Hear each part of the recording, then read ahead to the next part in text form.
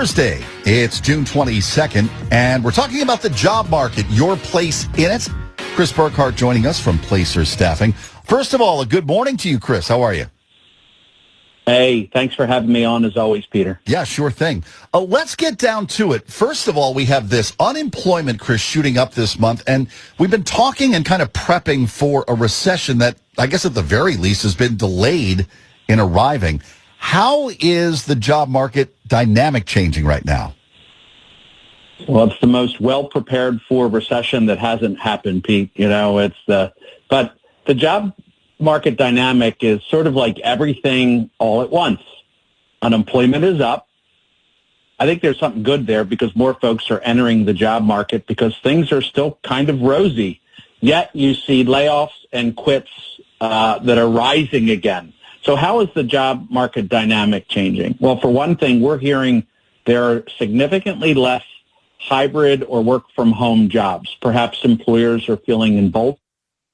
I've heard learning lessons about what it's like to run a company or to have a productive team when, everybody's disparate. So there's less of that. Workers are less concerned about job loss with no pending recession. There was some surveys last week that people are spending and people are feeling pretty good, and it's the highest confidence in their jobs they've had all year. Some other things that I'm finding are that the workforce is waking up to this notion that it's about much more than money. Culture matters to employees and employers. We don't talk about it enough. It's the soft skills being aligned to values.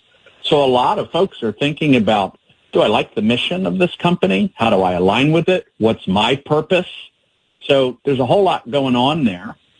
And two other quick points. One is new skills kind of rule the day. Mm-hmm. How do you get new ones? Companies are doing this like they'd rather take an employee that they like and teach them new things than find that new employee that doesn't, know the company but maybe has the skills. So, and I think employees are very focused. And then here's the other thing. The government spent careers. And if you're thinking about what to do with your skills, there's been tremendous spending in construction, infrastructure, electrification. And in the local area, the chips in our computers and our cars are going to come back and be manufactured here. So if I were in college today, I would be thinking about following the government funding and where the jobs are going to follow. Interesting. Yeah, great points, Chris.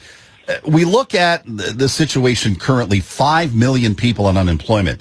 Weird figure in that we have 10 million plus jobs, Chris, that are open. What do we read into that? It's interesting. What I hear is that the jobs are not the ones that people want. There's a very high percentage of service jobs, fast food. The pay might be low. The hours might be part-time. They may not be the hours that they want.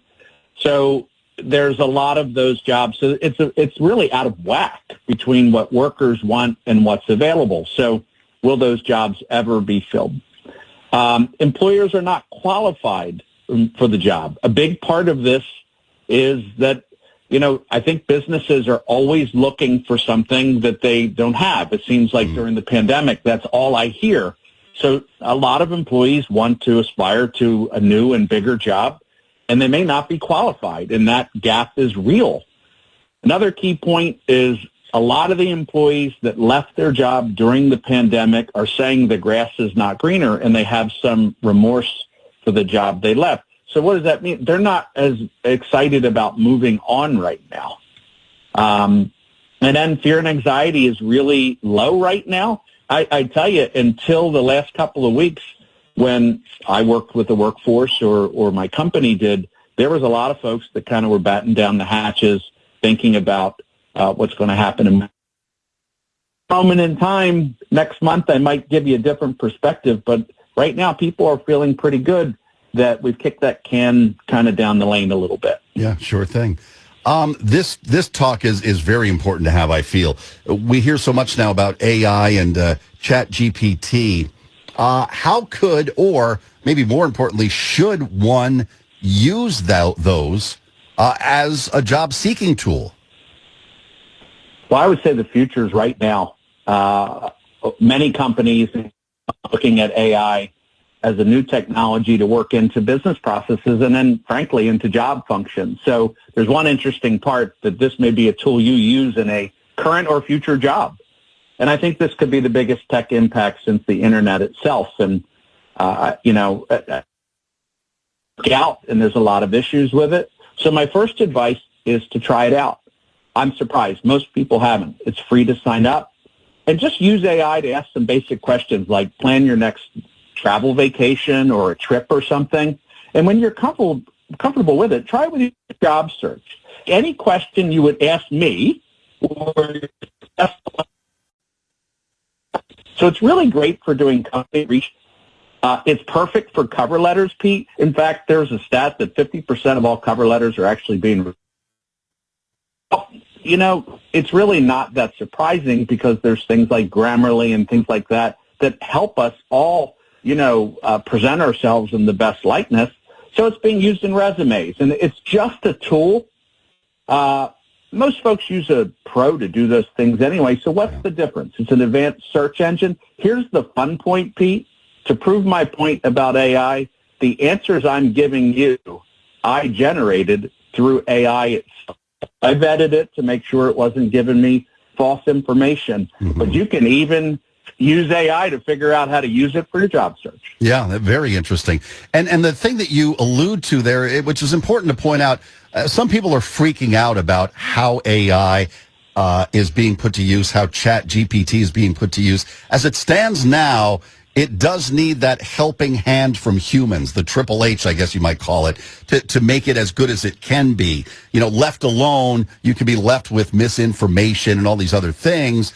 But as an accessory to what humans do, it appears like, we have some pretty helpful stuff at hand here with these things.